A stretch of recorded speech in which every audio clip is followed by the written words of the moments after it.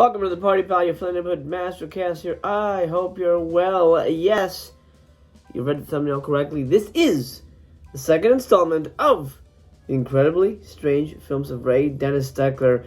We're going to talk about not one, not two, but 3 discs in this box set. And we're not going to talk about 2 movies. We're not going to talk about 4 movies. We're talking 5 fucking movies. And honestly, it's just because I want to get through this box set as fast as possible. Hail to the king, baby.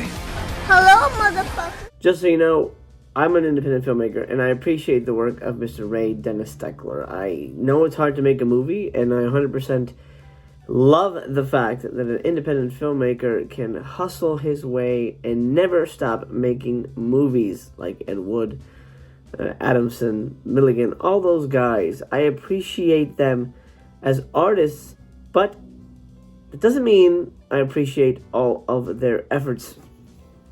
Just like I would imagine someone would not appreciate all of my efforts. It's fine. It's part of the process. It is art. It is a creative fervor that we exist in. That's just the way it is. Here we have an entire box set of I was going to say Milligan, Ray Dennis Steckler films, and he is probably the lesser known of that group, and maybe it's with good reason. His movies are low rent, to put it in a nice way, and no movie exemplifies that better than the first one we're going to be talking about right now. That is Rat Fink a Boo Boo. Honestly, it really should be Rat Fink and a Boo Boo, but there was a Boo Boo in the credits, and so it's stuck. Now it's Rat Fink a Boo Boo. This is his superhero opus. Yeah, it sucks. Rat Fink a Boo Boo runs 1 hour and 7 minutes. 8 minutes in, and I despised this movie already. It just felt like wild, unfocused nonsense, and the rest of the movie did not change my opinion. Our plot involves 3 random assholes who decide to pick a random woman, terrorize her, and then kidnap her. The woman is played by Carolyn Brandt, who was Mrs. Steckler at the time. The girl's boyfriend is a sad sack crooner, and unfortunately we get to hear him sing 3 songs throughout the movie. And yeah, you can just go ahead and fast forward through all of that. It turns out the boyfriend and the girl's gardener are Rat Fink and Boo Boo, a pair of the most embarrassing fucking heroes I've ever seen on a cinema screen. They finally appeared 37 minutes into this 1 hour and 7 minute movie and proceed to chase the kidnappers down. We get one long, ridiculous, and exhausting fight in the backyard, and then one long, ridiculous, and exhausting car chase. Then she gets kidnapped by a gorilla. And the less said about that, the better. Ultimately, this is barely a movie, and you can tell that Ray didn't really have a script because the movie is almost 100% padding. It's boring, embarrassing, and a complete waste of your time.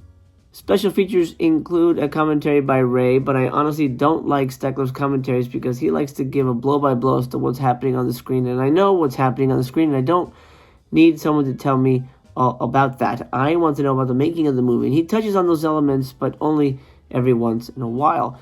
You also get, among a few other random features, a 25-minute interview with Carolyn Brandt, which is very illuminating.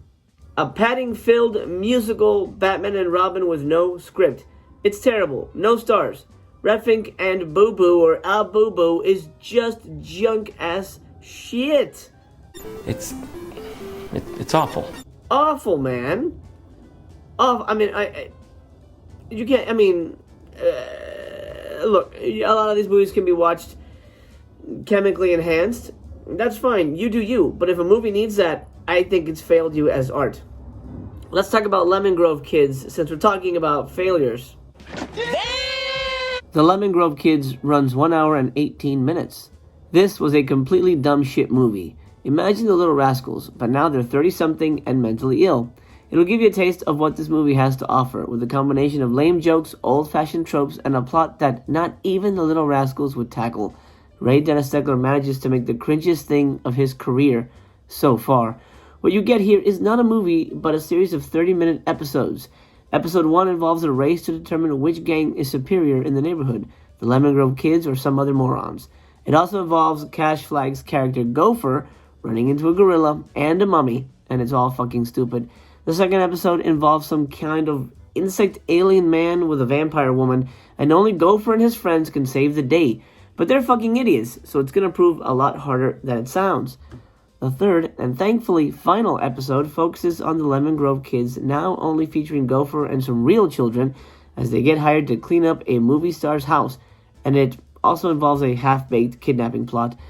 I'm just so baffled by this. Did Steckler think this was funny? Who is the audience for this? Children? The humor is so out of date, it would have looked embarrassing even back in the day with Laurel and Hardy and the Three Stooges. Also, this isn't completely a Ray Dennis Steckler production because he doesn't direct every episode. In summation, this weird episodic series of shorts featuring mentally handicapped grown-ups pretending to be 5-year-olds was excruciating to sit through, and I don't recommend it whatsoever. You do get some special features. It comes with a commentary by Ray Dennis Steckler, which is just a dumb blow-by-blow again. You also get archival interviews with Steckler, as well as a new interview with Steckler's daughter, who co-starred in many of her dad's films, especially the Lemon Grove Kids. Then you get 24 minutes of silent footage that comes from an unreleased 4th episode in the Lemon Grove Kids saga. Do yourself a favor and avoid that at all costs. Lastly, of note, you get a short film here that runs about 8 minutes. It's titled Goof on the Loose, and it's another one of those old-fashioned comedy type things that never really works.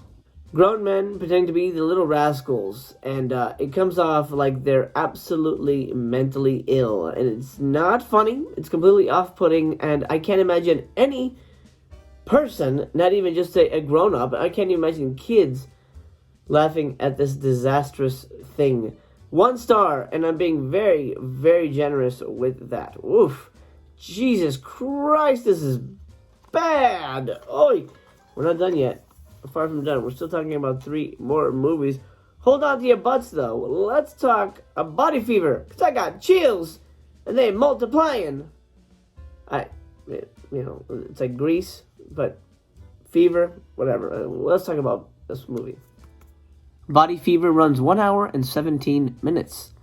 This is probably Ray Dennis Steckler's second best film, but even at 1 hour and 17 minutes, this private eye thriller runs out of steam real fast. A down-on-his-luck private eye, and really, is there any other kind, is hired to find a girl who stole something from Big Mac, a tough-talking baddie. His quest to chercher la femme leads him into an underworld of dirty dogs, drug dealers, and strippers. Ray plays our hero, channeling Humphrey Bogart as hard as he can, especially with that noir-inflected voiceover. This one has a clear, compelling plot, and it's not directed like a total disaster.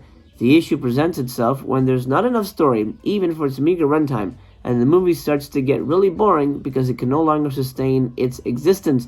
It even reaches a logical end about halfway through, but then new characters are introduced, and they continue to complicate the plot, thus allowing Ray to turn it into a feature. It's not the worst detective movie ever made, but it's also kind of unremarkable. It's not a movie I would recommend, but in the grand scheme of Ray Dennis Steckler cinema, it's so far the second best one. The special features include a commentary by Ray Dennis Steckler and another one by David Dent. I prefer Ray's commentary here because David Dent's commentary, while informative at times, is mostly him explaining what each scene is, and I certainly don't need someone to tell me what's happening in the movie. You get an archival interview here with Ray, and then another one with Carolyn Brandt. You get another interview with Ray from the York Theater in San Francisco when they were doing a screening of his movies. Lastly, you get 20 minutes of footage from the work print of an unfinished Steckler movie titled Bloody Jack. It's presented here with partial audio track missing. In my opinion, it doesn't even work as a short film, but it's interesting to see bits and pieces of what could have been. Hold on to your butts, because I'm going to give this one 3 stars. I thought Body Fever was actually pretty damn good. It's a detective thriller. It's very much a, Long Kiss Goodbye, Humphrey Bogart, Philip Marlowe kind of a movie. It's one of those L.A. noir kind of movies. Very much I'm not going to say a precursor to Chinatown, but it's got that vibe to it. Definitely of the age, 1969. Definitely of that era. I think it works. There's a real, not suave, but there's a real casual feel to what Ray does with the character. Of course, he plays the main character, our detective here, and I think it kind of works. The way he delivers the line, the way he just kind of walks and carries himself, it's a very casual feel. It feels, again, I'm not blowing smoke up his ass here because I've been tearing his movies apart, but Ray almost kind of gives off a Paul Newman kind of vibe, a Steve McQueen kind of vibe. Not as cool, but just the way he approaches the scenes. I'm like, all right, I think he really works as a detective. I think this actually is pretty decent. Body Fever, like I said, is his second best movie. But don't celebrate too hard. Let's talk about this one. Oh my fucking god. Cynthia the Devil's Doll runs 1 hour and 17 minutes. And frankly, fuck this movie. This movie has a ton of beautiful bare breasts, but it is an experimental mess-up and an almost impossible chore to get through. Cynthia, a seemingly normal 12-year-old girl, catches her parents having sex and decides to stab them to death and set them on fire. She's sent to a mental hospital and years later is released to spend almost every moment of her waking life, an hour viewing experience, having psychotic visions of being trapped in a multicolored hell of topless women because of the murder she committed. It's very Jungian, or maybe it's Freudian, but in any case, it sucks. Nearly the entire movie is a dream sequence, and I hate dream sequences in movies in general. But when almost the whole damn movie is one, boy, it really unlocks something deep within me. There's absolutely nothing here, and if it wasn't for the nudity, this cringy, boring, depressing, aggravating, and painful viewing experience would get no stars. Despite all of the nudity, this is not a sex film. It's really more of a psychological drama about a woman trying to process her grief. Yeah, not exactly the funnest stuff for exploitation filmmaking. This one is a real head-scratcher, and I'm not sure why Ray decided to make this movie. But all I know is I hated every minute of watching it. In terms of special features, there are none, and I am not surprised. Cynthia the Devil's Doll is one of the things I hate the most. Experimental cinema that absolutely has nothing to say, even though it thinks it does. Hey, I understand grief is a thing. I understand processing trauma. It's a movie about trauma. It's a movie about trauma. The movie is about trauma. As Jamie Lee Curtis likes to say, is, some powerful cinema. This is not powerful cinema. The whole movie was shot in Steckler's garage, which doesn't necessarily discount it as being a good movie or a bad movie, but it just shows you that sort of minimal effort was put into this movie. This is probably his tittiest movie until, well, we get to his future porno movies, which we will in probably the next episode. Oh my. There's really nothing here except naked girls and colored lights, and it's boring as hell. 1 star, and that 1 star is really because it's full of nippage, and I guess they're all fantastic looking ladies, so I guess it's worth a watch for that. But man, oh man, the last movie we're going to be talking about today is our third disc, Blood Shack, also known as The Chooper. That's right, The Chooper, the scariest name you've ever heard. Now, there's 2 versions of this movie, Blood Shack and The Chooper. Blood Shack, the director's cut, is 55 minutes long. The Chooper version is 1 hour and 10 minutes long. Watch the shorter version, but you may want to watch the longer version, but I'll get to that. Blood Shack runs 55 minutes. The Chooper runs 1 hour and 10 minutes. And all I can say is boring. Talk about lazy, worthless filmmaking. I hate to be so harsh, but this movie is almost a complete waste of your time. This is the god-awful story of a haunted shack in the woods, which is inherited by a horror movie starlet who has decided to quit the business and live in the middle of nowhere. Unbeknownst to her, the shack is the abode of an Indian spirit known as the Chooper, and he kills anybody who lives in the house. Daniel, a shirtless hillbilly, tries to keep her safe, while Tim, an asshole, tries to convince her to sell him the property. Also, we get a massive chunk of filler as the cast goes to hang out at a rodeo. So that's dumb. What is a Chooper, you ask? Well, he's a ninja with a medieval sword and not a demonic monster spirit. Major fucking bummer, just like this movie. The majority of this movie is voiceover exposition with the characters walking slowly across the desert. And yes, it's as dull as it sounds. I'm guessing the voiceover was necessary because the audio track is so muffled that if you don't turn on the subtitles, you're gonna miss most of the dialogue. But frankly, that's a blessing. Also, Ray probably should have bought a few extra lights because this movie is nearly pitch black for most of its runtime. Ultimately, what is the point of shooting a movie if you can't see what the fuck is happening? According to Joe Bob Briggs, the movie's budget was $500, and boy, does it look it. The rest of the movie is cute footage of Ray's kids playing musical chairs, digging a hole, and riding a pony. And no, I'm not kidding. This is not a horror movie. There are more shots of cowboys at the rodeo roping cows and little girls playing in the desert than there are slasher movie moments. This is an absolute travesty, and I can, without a doubt, call this Steckler's worst movie ever. There's absolutely nothing redeeming about this movie. Stay the fuck away. In terms of special features, you get a commentary track with Ray on the 55-minute Blood Shack cut. Then you get 2 commentaries on the 70-minute Trooper cut, one with Aaron Albuchon and another with Joe Bob Briggs. And the only reason you should watch the longer cut of this movie is to listen to Joe Bob's commentary. He's as baffled by this movie as you will be, and I appreciate that he doesn't kiss the movie's ass. It also comes with an introduction by Joe Bob and 2 archival interviews, one featuring Ray and the other featuring Carolyn Brandt. Finally, you get 12 minutes of outtakes, and it's mostly random shit with the opening credits cards, and then some behind-the-scenes stuff for as they're prepping a shot. And it's stuff that they honestly should not have been burning film on to begin with. This was ass. Super boring ass. Zero, baby. Big old goose egg. Blood Shack, shopper, shoopy, shippity, whatever you want to call it. 0. Big old goose egg for this movie. My God, what a lazy movie. Boring. Absolute nothing here. Oh, worst slasher movie of all time, in my opinion, and I think you'll agree. But, again, up to you, pal. I'm only giving you my opinion. Take it or leave it. But I was not impressed. I, as a matter of fact, hated almost everything I watched. Almost everything. That's it for the second episode of the Ray Dennis Steckler Deep Dive here from Severin. I'm curious, did I sell you on any of these? Some people like trashy cinema. I like trashy cinema, but I want my trashy cinema to be entertaining. These aren't very entertaining. What's coming up in episode 3? Well, let me tell ya, my Frere.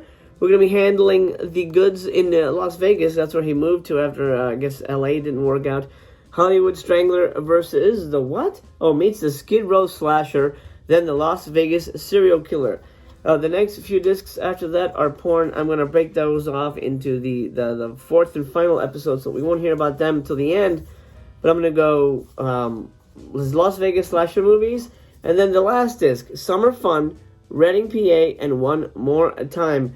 I understand from my brief research into this that Summer Fun is a silent film, and Reading, PA is over 4 hours long, and that One More Time is 66 minutes long. Well, I'm not holding out hope that I'm going to enjoy those. I'm going to be 100% honest. I always am. I never pull my punches. I'm never going to tell you, yeah, it's fun, get it, it's fun. If I don't think it's worth your time, I'm going to tell you, again, my opinion, take it with a grain of salt or whatever. Okay, pal, that'll do. Thank you for joining me. This has been your Philly Neighborhood Mastercast. I love you. I love you very much. I appreciate your time. I appreciate you sharing that time with me, and I appreciate you listening to my thoughts. Now it's time to voice yours down in the comments below. Do you love the box set? Let me know. I'm very curious. I think it's great. I hope you're enjoying it. Are you completely put off by buying it now? I'm also curious about that. Leave me a thumbs up on your way out the door, Mon Frere. I appreciate that very much. Take care of yourselves. We'll talk soon. But for now, signing off.